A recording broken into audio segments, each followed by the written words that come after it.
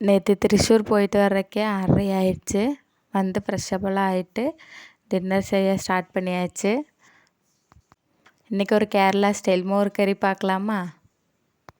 அதுக்கு கொஞ்சமாக தேங்காய், கொஞ்சம் சின்ன வெங்காயம், பச்சை மிளகு, கொஞ்சம் ஜீரகம் போட்டு தண்ணி ஊற்றாமல் குறன்னு அரைச்சி எடுத்துக்கலாம்.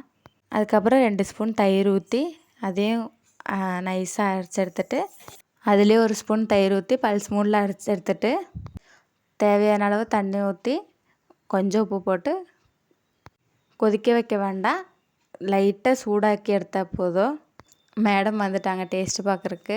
அவங்களுக்கும் உப்பு காரமெல்லாம் இருக்கான்னு பார்க்குற கொடுத்துட்டு, சைடில் ஒரு வானல் வச்சு தாளித்து கொட்டிக்கலாம். கடுகு, வரமிளகா, பெரிய வெங்காயம் சின்ன பொடியாக கட் பண்ணி வதக்கி விட்டுட்டு அதில் தாளித்து கொட்டிக்கலாம். அப்போ கேரளா ஸ்டைல் மோர் கறி ரெடி ஆயிடுச்சு.